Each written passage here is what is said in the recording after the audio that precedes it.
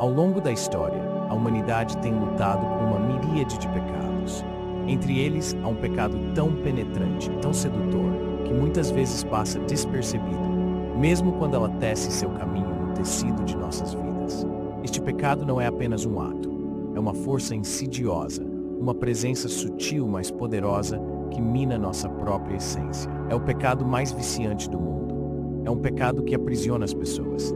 Este pecado deixou sua marca em todas as épocas, todas as civilizações. Ele se infiltrou na vida dos poderosos e dos mansos igualmente, deixando um rastro de devastação na sua esteira. Tem quebrado vidas, relacionamentos quebrados e famílias separadas. Tem sido a força invisível por trás do colapso dos casamentos e da destruição das nações. Nações se levantaram e caíram sob sua influência, e a história testemunha sua destruição potência. Este pecado é o mais viciante. Este pecado é o pecado mais viciante do mundo. O que torna esse pecado tão viciante é a sua natureza enganosa. Este pecado, uma vez que toma conta, é implacável. Ele consome os pensamentos das pessoas, dita as ações das pessoas e determina o destino das pessoas. Agora, a partir da introdução do meu sermão, você é capaz de adivinhar o que é o pecado? Vá em frente. Adivinhe o que é esse pecado. As chances são que você adivinhou corretamente e incorretamente. Este único pecado é encontrado no livro de Hebreus, em seu 12º capítulo. Por quê? Por quê? Wherefore, vendo nós também, são cercados sobre, com tão grande uma nuvem de testemunhas. Vamos deixar de lado todo o peso, e o pecado que deve tão facilmente nos assediar, e vamos correr com paciência a carreira que está diante de nós, olhando para Jesus, o autor e consumador do nosso 31. Fé, o qual pela alegria que lhe estava proposta, suportou a cruz, desprezando a vergonha, e está assentado à direita do trono de Deus. A Bíblia fala de um pecado particular, que tão facilmente nos assedia. Este é o pecado mais viciante. Este pecado pode ser diferente para cada pessoa, mas é algo que continuamente tenta um indivíduo e os afasta de Deus. O que Deus está nos dizendo aqui? Há um pecado que tão facilmente assedia você. Há um pecado que tão facilmente te enreda. Há um pecado que tão facilmente te faz tropeçar. Existe um pecado ao qual você é suscetível. Qual é esse pecado? Responda a pergunta silenciosamente em seu coração hoje. Qual é o pecado em sua vida? Pode ser um pecado secreto ou um pecado público que todos conhecem. Mas cada pessoa tem um pecado que facilmente os enreda. O estranho sobre esse pecado é que pode não me afetar como afeta você. O pecado que facilmente te enreda pode ser algo com o qual as pessoas ao seu redor não lutam, mas para você é uma área de fraqueza. Gosto de assistir esportes de combate como boxe e artes marciais mistas. E uma coisa que esses atletas profissionais fazem antes de uma luta é assistir a uma luta. Gosto de assistir esportes de combate como boxe e artes marciais mistas. E uma coisa que eles fazem antes de uma luta é assistir a uma luta. Isso permite que você combine melhor a habilidade de boxe do seu oponente. O sinal de entrada nos esportes de combate é assistir às gravações do seu oponente. Assistir às gravações do seu oponente no boxe ou artes marciais mistas é uma estratégia usada por lutadores e seus treinadores para obter insights sobre as forças e fraquezas do oponente. Isso é feito estudando imagens de vídeo das lutas anteriores do oponente, treinos e entrevistas. Ao analisar essas imagens, lutadores e treinadores podem identificar padrões nas estratégias de seus oponentes, estilo de luta, como suas técnicas preferidas, estratégias defensivas, tipo de... Eles devem considerar e lembrar que isso vai afetar a luta negação. Sim, você pode finalmente dizer ao seu oponente que, bem, não são as estratégias e tendências sob pressão. Eles também podem identificar quaisquer fraquezas ou vulnerabilidades que o oponente possa ter, como uma tendência a se cansar rapidamente ou uma suscetibilidade a certos tipos de golpes. Essas informações são então usadas para desenvolver um plano de jogo para a próxima luta.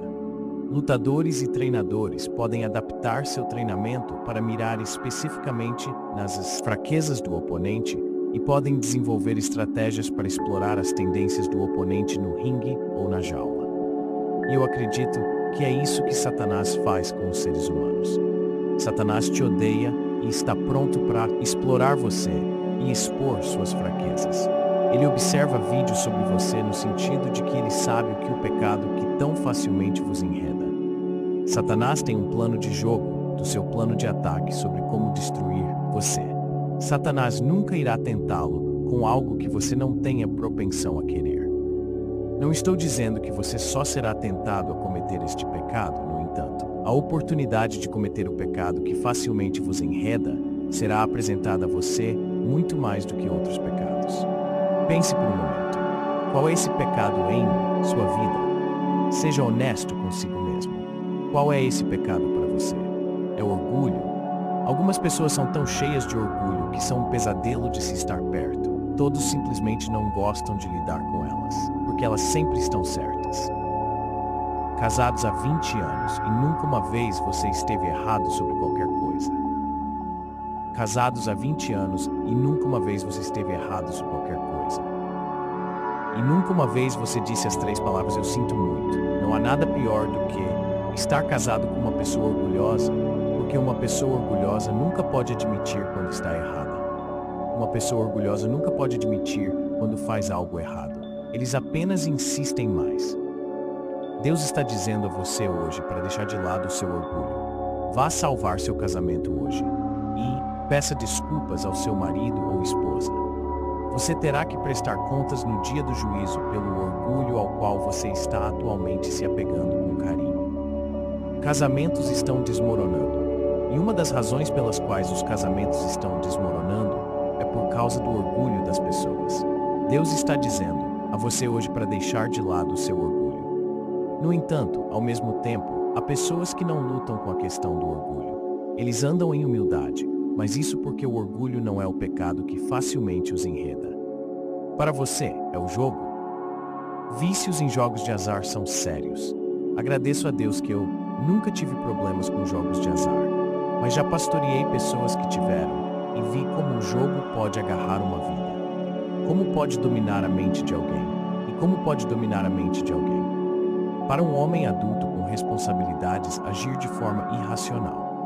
O jogo pode fazer uma pessoa roubar da própria mãe apenas para jogar mais. Uma vez conheci um homem que teve que ir com sua esposa a instituições de jogos dentro de um raio de 50 milhas de sua casa para pedir que não o deixassem entrar lá se ele algum dia aparecesse. Não é apenas uma luta pessoal.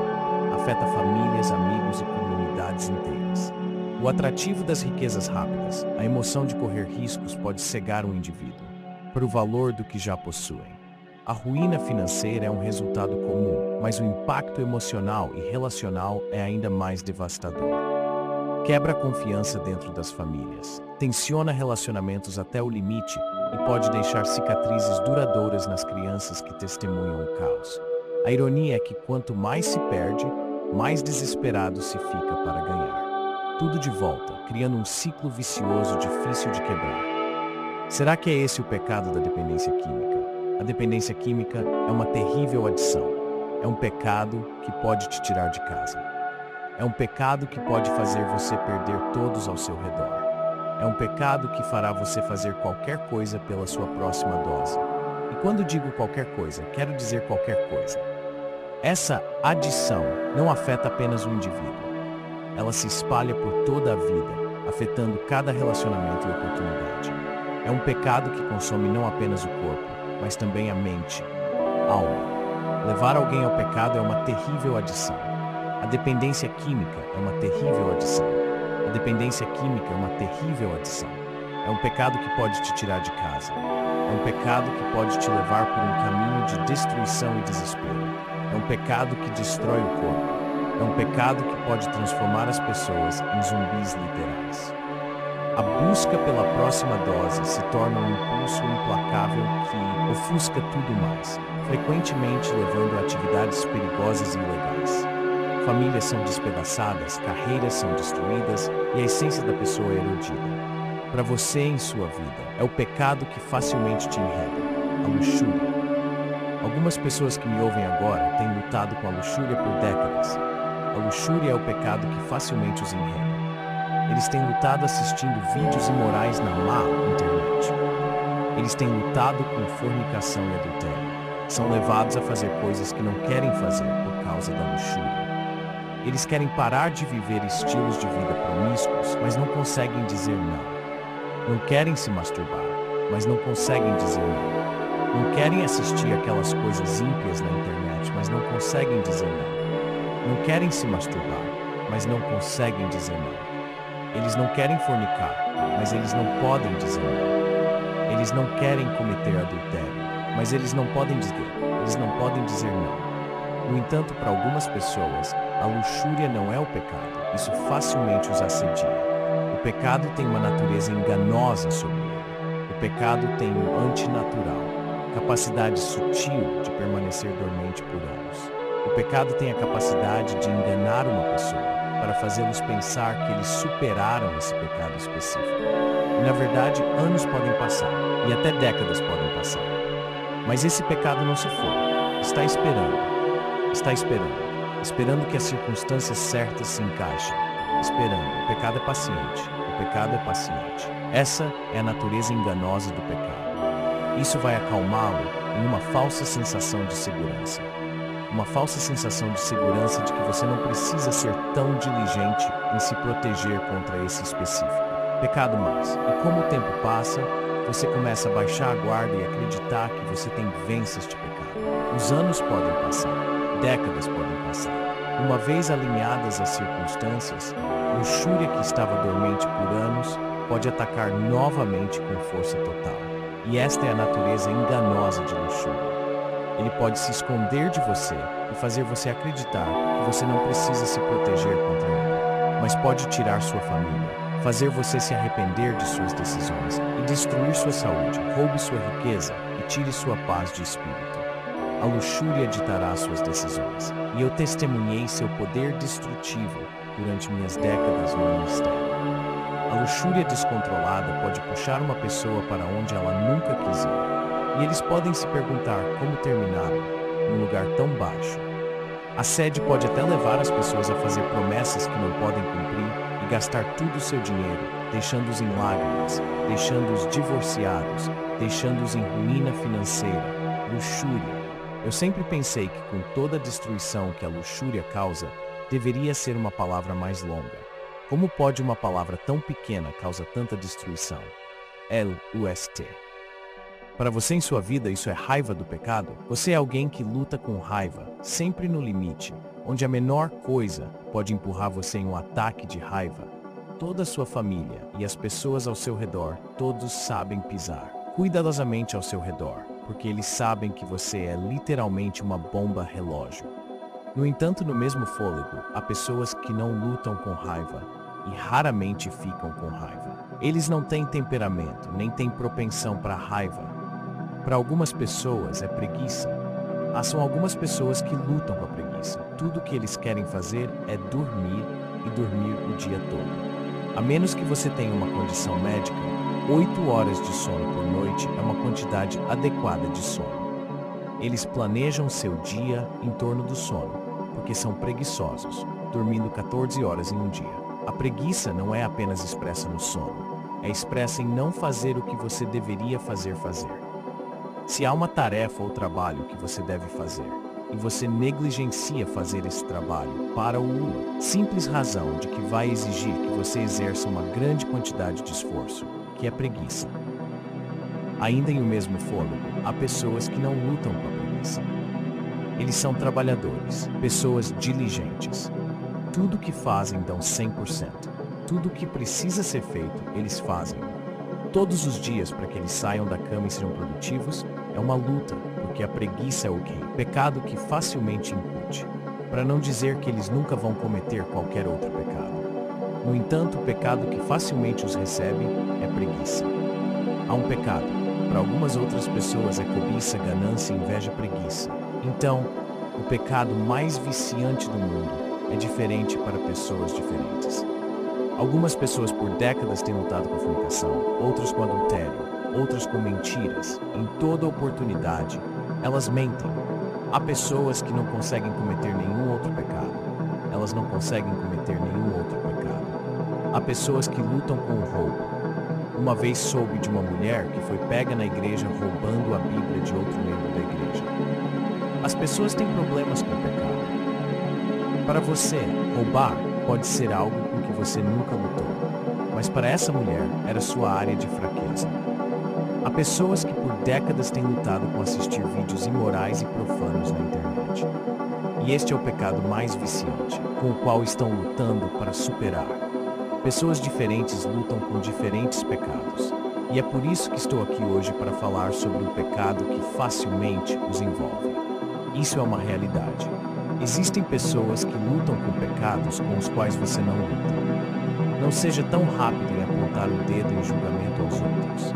Ao refletirmos sobre os diversos pecados que facilmente nos enredam, seja orgulho, jogos de azar, vício em drogas, luxúria, raiva, preguiça ou inúmeros outros, nossos corações podem se cansar sob o peso dessas lutas.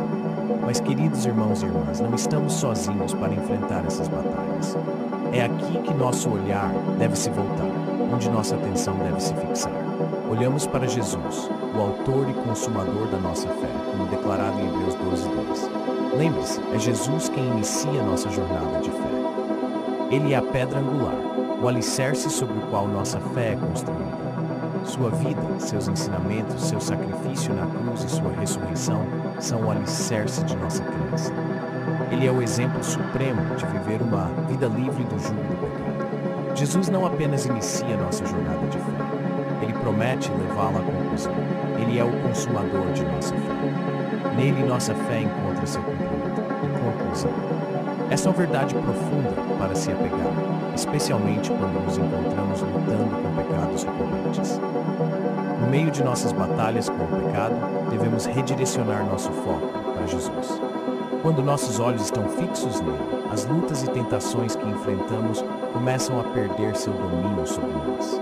Em Jesus, encontramos a força para vencer, a sabedoria para navegar em nossos desafios e a força para superar. Em Jesus, encontramos a força para superar, a sabedoria para enfrentar nossos desafios e a paz que ultrapassa todo entendimento. Cultive seu amor por Cristo. Permita que Cristo seja seu primeiro amor e não o pecado. Odeie o pecado e ame a Jesus Cristo. Lute contra o pecado e ame a Cristo. Não entre em uma situação com esse pecado onde você aceita isso como parte de sua vida. O diabo é um mentiroso. Esse pecado não é uma parte permanente de sua vida. Odeie, lute contra esse pecado. Odeie-o como o inimigo que ele é e ame a Cristo. Como o Salvador ele é. Ame-o com todo o seu coração. Ame-o com tudo que você tem. O amor de Cristo o levará longe do pecado. Olhando para Jesus, o autor e consumador da nossa fé. Concentre-se em Jesus Cristo e sua palavra. O amor de Cristo o ajudará a viver uma vida santa e permitirá que você supere qualquer vício de pecado. Com qualquer pecado com o qual você esteja lutando hoje, Jesus Cristo já libertou pessoas de situações piores e pecados piores do que você está hoje. Não ouça Satanás e suas mentiras. Você não está sem esperança. Você não está destinado ao inferno. Você não é uma causa perdida. Concentre-se em Cristo. Olhe para Cristo.